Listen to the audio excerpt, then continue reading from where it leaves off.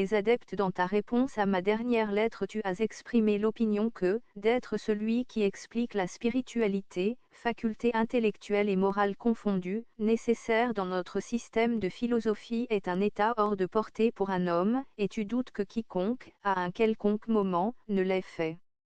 Permets-moi de te dire que nombre de ceux que l'Église chrétienne appelle saints et nombre d'autres qui ne sont jamais allés dans cette Église et que la coutume nomme païens, ont atteint cet état et donc ont acquis les forces spirituelles qui leur permettent de faire des choses extraordinaires appelées miracles.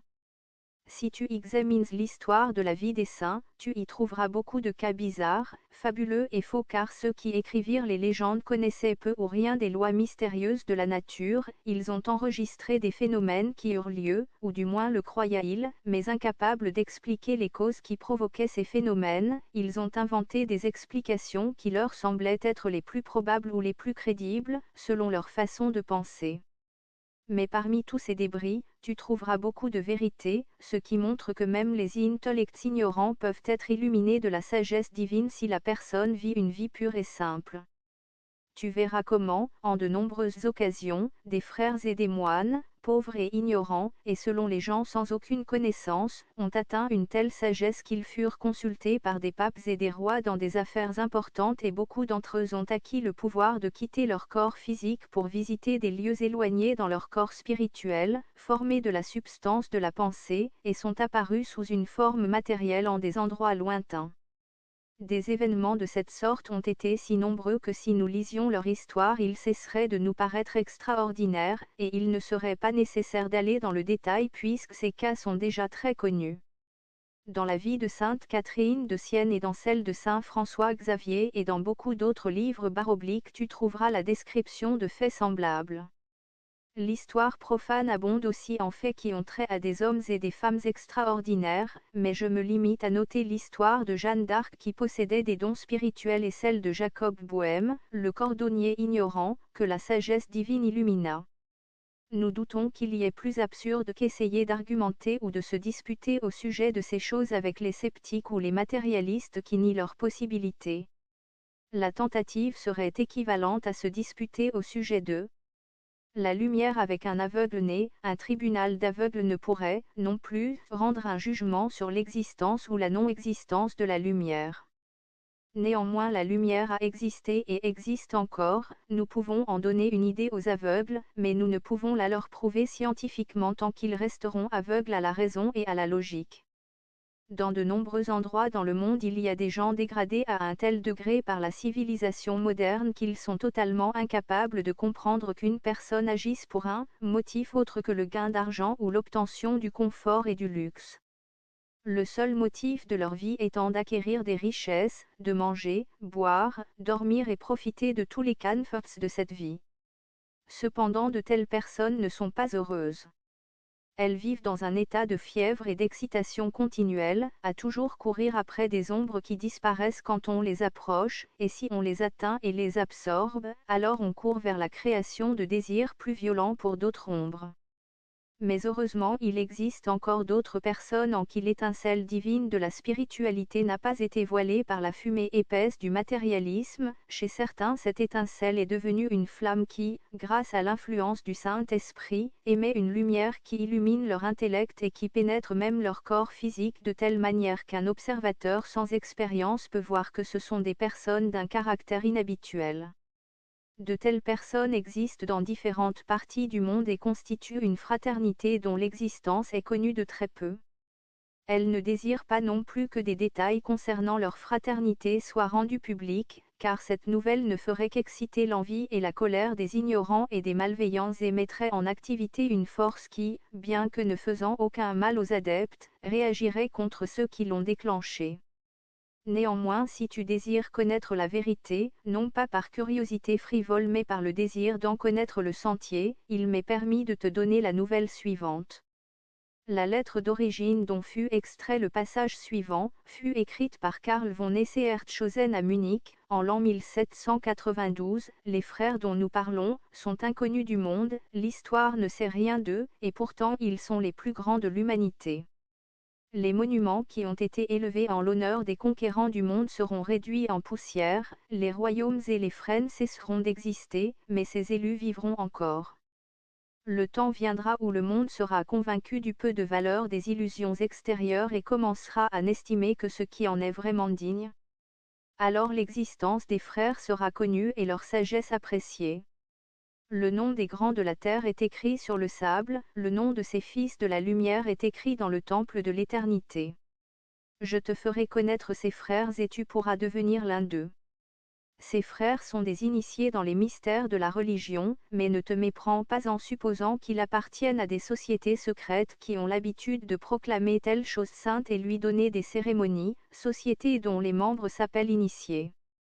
Non. Seul l'Esprit de Dieu peut initier l'homme à la sagesse divine et illuminer son intelligence. Un homme ne peut que diriger un autre homme vers l'autel où brûle la flamme divine, le second doit y parvenir par lui-même. S'il désire être initié, il doit par ce gage se rendre digne d'obtenir des dons spirituels. Il doit boire à la fontaine qui coule pour tous et de laquelle personne n'est exclu, sauf ceux qui s'excluent eux-mêmes.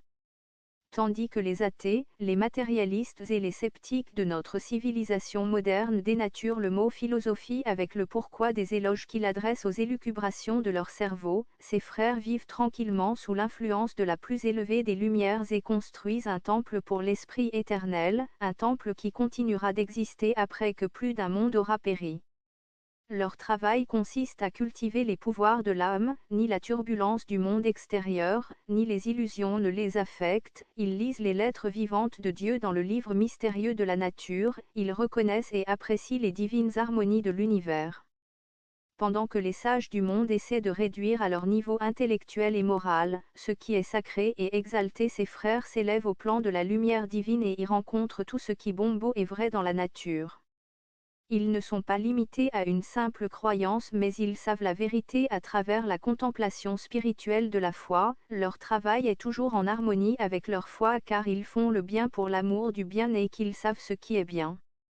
Ne pensez pas qu'un homme puisse devenir un vrai chrétien simplement en professant un certain credo ou en s'unissant à l'Église chrétienne dans le sens littéral du mot. Devenir un vrai chrétien signifie devenir un Christ, s'élever au-dessus de la sphère de la personnalité, contenir dans le cœur de son ego divin, et y posséder tout ce qui existe dans le ciel et sur terre. Cette condition, pour celui qui ne l'a pas remplie, se situe au-delà de ce qu'il conçoit, c'est une condition où, dès lors, l'on est consciemment le temple où réside la divine Trinité avec toute sa puissance. Ce n'est que dans cette lumière, ou principe, que nous appelons Christ et que d'autres peuples connaissent sous des noms différents que nous pouvons trouver la vérité. Entre dans la lumière et tu apprendras à connaître les frères qui y vivent. Dans ce sanctuaire se trouvent toutes les puissances, celles qui sont appelées surnaturelles incluses, au moyen desquelles l'humanité peut recevoir la force nécessaire pour rétablir le lien, à présent brisé, qui dans les époques précédentes unissait l'homme à la source divine d'où il provient. Si les hommes pouvaient connaître la grande valeur de leurs âmes et les pouvoirs possibles qui y sont les Eterns, le désir de trouver leurs vrais égos propres les remplirait de crainte et de respect. Il n'y a qu'un Dieu, qu'une vérité, qu'une connaissance et pour cela, qu'un sentier. À ce sentier on a donné le nom de religion, et par conséquent il n'existe qu'une religion pratiquement, bien qu'il y ait 1000 théories différentes. Tout ce qui est nécessaire pour avoir une connaissance de Dieu est contenu dans la nature. Quelles que soient les vérités que la vraie religion enseigne, elles ont existé depuis le début du monde et existeront après sa fin. Dans toutes les nations de cette planète, la lumière a toujours brillé dans l'obscurité malgré l'obscurité. En certains endroits, cette lumière a été très brillante, moins à d'autres, selon la faculté réceptive des gens et la pureté de leur volonté. Chaque fois qu'elle a trouvé une grande réceptivité, elle est apparue avec splendeur et a été perçue avec un sens élevé de la concentration selon l'aptitude des personnes qui la percevaient. La vérité est universelle et ne peut être monopolisée par un homme ou par un certain nombre d'hommes. Les mystères les plus augustes comme la Trinité, la chute, la différenciation dans la monade humaine, sa rédemption par l'amour, etc. se trouvent autant dans les religions anciennes que dans les modernes. Leur connaissance est la connaissance de l'univers.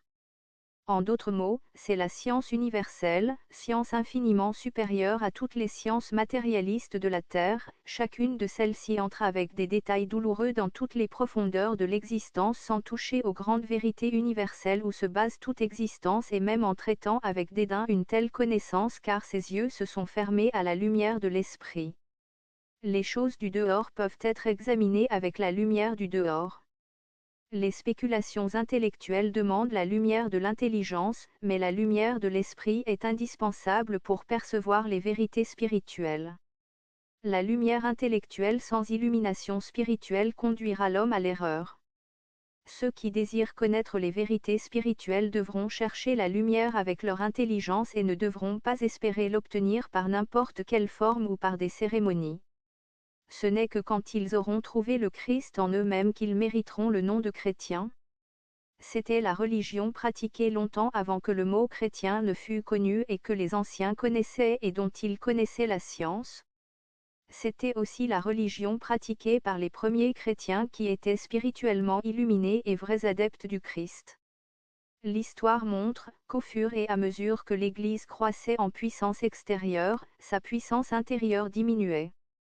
L'Église ne peut plus longtemps dire, comme dans le passé, « Je ne possède ni or ni argent » comme elle ne peut plus dire aux malades « Lève-toi et marche ». À moins qu'une nouvelle vie ne soit insufflée dans les anciens systèmes, leur décadence est sûre. Leur dissolution est particulièrement indiquée dans la prédominance du matérialisme, du scepticisme et de la licence. Une vie nouvelle ne peut être inculquée dans la religion si on donne force au pouvoir extérieur et à une autorité matérielle du clergé, elle doit être instillée dans la religion à partir de son centre. La force centrale qui donne vie à tout et qui met tout en mouvement, c'est l'amour, qu'une religion ne soit pénétrée que d'amour et elle pourra être forte et endurante. Une religion basée sur l'universel amour de l'humanité contient les éléments de la religion universelle.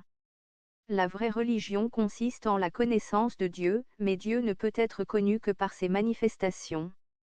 Toute la nature est une manifestation de Dieu, sans doute le degré le plus élevé de cette manifestation est la divinité de l'homme. Rendre tous les hommes divins est le but final de la religion, reconnaître la dignité universelle dans tous les êtres est un moyen pour atteindre ce but. Reconnaître Dieu signifie reconnaître le principe universel d'amour divin. En celui qui reconnaît pleinement ce principe, pas seulement en théorie, mais en pratique, les sens intérieurs s'ouvriront et son esprit sera illuminé d'une sagesse spirituelle et divine. Quand tous les hommes auront atteint ce stade, alors la lumière divine de l'esprit illuminera le monde et sera reconnue de la même manière que l'on voit universellement le soleil.